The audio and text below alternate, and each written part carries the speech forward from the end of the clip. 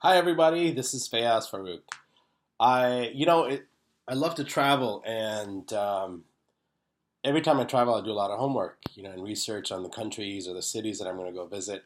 And obviously, YouTube it happens to be one of those mediums that I always go look at. And there happens to be a lot of stuff on YouTube on whatever city or country that you're visiting. But most of it is crap, at least from my own personal experience. I found they don't really disclose or tell you things that are really important to an American or a European traveling. So I wanted to make this a quick documentary about traveling to Bangkok in this particular example, and all the things that you should do before, when you're there, and during your flight back. So let's get started here. So you're traveling to Bangkok, Thailand, or Phaket. Congratulations, Bangkok is a wonderful city. It's extremely metropolitan. My initial impression after watching many YouTube videos on Bangkok was that it's a place where there's a lot of cheap hookers and everyone eats street food and it's extremely cheap.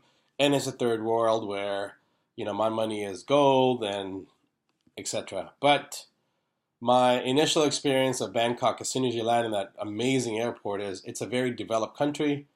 It's extremely well sought out, well put together, extremely organized, in a very fast, very progressive uh, progressive city. There's about 14 million people there, so it's a 24-hour city. So a lot is happening, a lot goes on there, 24 hours a day. Now there is true that that is the sex capital of the world, but hopefully you're not going there for just buy sex that could potentially get you AIDS or whatever else you're going to catch. Or you may sleep with a lady boy thinking it was a woman, but that's another story. Okay, so let's talk about things that I normally do to prepare for an international flight, like to Bangkok. Now, one of the things that I noticed flying to Asian countries specifically is you want to make sure that you are well prepared in advance to go to an Asian country like Thailand.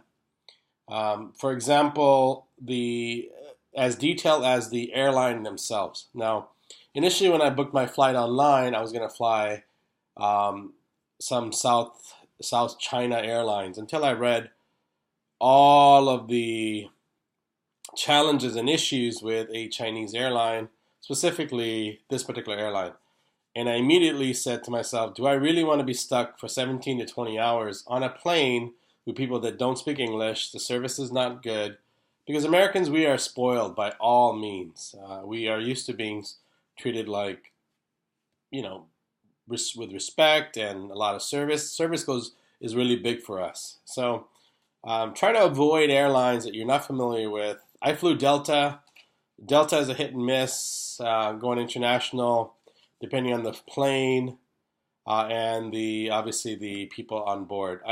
My flight there, from LAX was so-so. I went from LAX to Japan. Actually, there's some suburb of Japan. Stayed there for a couple hours, and that was a nightmare because the connecting flight wasn't clearly detailed out in English. But luckily, I was able to make it. Food at the airport is not necessarily good in Japan, so I always recommend grabbing your own snacks of any sort. It's a 10-hour flight to Japan, and then a 5-hour flight from Japan to Bangkok. I always like to fly either early morning or late at night. Those are also considerations because of time zone differences. Bangkok is about 11 hours ahead, so you want to make sure you prepare for that. You're going to lose a full day traveling there. So I flew on a Saturday morning, and I got there Sunday night, so I pretty much missed the whole day. Okay, so things that I take with me that no one ever talks about is uh, anti-diarrhea like Pepto-Bismol. Just in case, the water, never drink water in a different country that you're not used to, only because you may get some parasites or something in there that your stomach's not used to. So always drink bottled water that's sealed. That way because unfortunately in other countries they refill tap water and call it bottled water, and you're going to be paying for that. So just be careful of that. Let's see here. So Pepto Bismol is always highly recommended. hasn't been one international flight that I've taken that I haven't used Pepto-Bismol. Um, let's see here. Antibiotics like simple things like painkillers, headache medicine. I always take with me. Um, Vitamin C. So 1 week before a flight, I take extra 1,000 milligrams of vitamin C. While I'm actually in a different city, I also take vitamin C on a daily basis. Also, one thing that I notice is compression pants and compression socks. I highly, highly, highly recommend getting compression pants or compression socks and wearing them throughout your entire flight. Especially if you're older and you're not very active, it will help you tremendously to deal with tight spaces while you're on the plane, and it'll keep your circulation going from your feet all the way up. Okay, so where to stay in Bangkok? I have stayed in two different places. One of them being the Mandarin, managed by Centerpoint. Now, there's two Mandarins there. There's one Mandarin that's a more high-end, very old-fashioned Mandarin right by the river, and I stayed in the Mandarin by Pat Poa, which is a red light district, not by choice, but they just gave a great deal, so I took it. And it was still close enough to a lot of the real big Western style malls, and still close to a lot of food and whatnot. So it was a really good stay. Service is great there, and I also stayed at the W. The W is more of a hip, like W everywhere else. It's very hip. It's very fashiony. So if you're looking to spend some real dollars, W is also a good place to stay. If you're looking to party, go to clubs and whatnot, and you're taking a girlfriend or your wife. There is the Terminal 21, which is a higher end place, but lots of things going on there. Now, getting around in Thailand. Now, our money, our American dollar currently is pretty large. I mean, $100 is 3,500 bahts, which goes a long way there if you know how to spend your money correctly. Um, I recommend so in Thailand right now there's some issues going on. So there's a tuk-tuk, which is one of those really cool looking, it looks like a motorbike that you ride, but it's not really, your feet doesn't really fall flat, but you're kind of slanted like this. But it's pretty cool because the air is blowing, because Bangkok is extremely, extremely hot. I remember one night I was going out at 10 o'clock at night to go check out the scenery outside of the red light district. And within 30 minutes, I was profusely sweating from all the humidity at 10 o'clock at night. So just be aware, drink lots of H2O. Now, tuk-tuk is great. I'll give you my first night's example of going from Mandarin to Pat Poa to go eat. Before I realized that's the sex area where everybody is trying to hustle or sell you some sort of a show. And I'm just not into that thing. But if you are, it's a great place to see a lot of interesting shows that are of extreme sex nature. And there are a lot of ladyboys. So if you haven't seen a ladyboy before, it's a very interesting. It's very interesting. Let's put it that way. These guy girls are very interesting, but no judgment there. So tuk-tuk. Going back to my story. So I took a taxi. A metered taxi. Very important. Make sure the taxis are metered.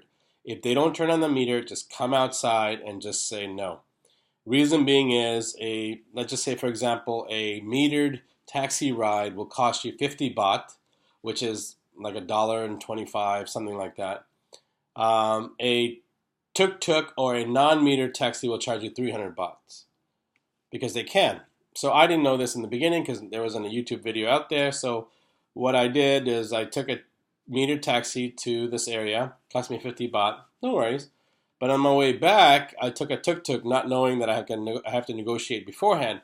Again, there's just no information out there that said this. So it actually cost me 150 baht when I landed. Now, what I could have done is fought the guy, told him I could call the police on him and call the security guard at the hotel, and they would have taken care of it. But I didn't know this. I just ended up paying the guy, even though I knew I got ripped off. So be very careful when riding this tuk-tuk. It's really great.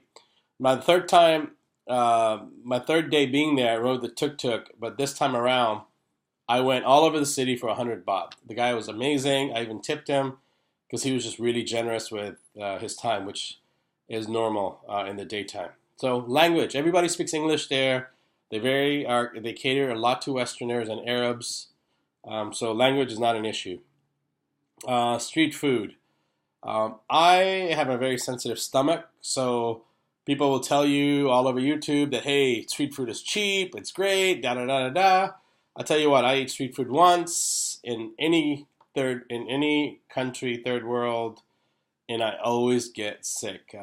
We ended up catching diarrhea, and that's not any fun. Pepto Bismol saved me, but still, that's not a lot of fun.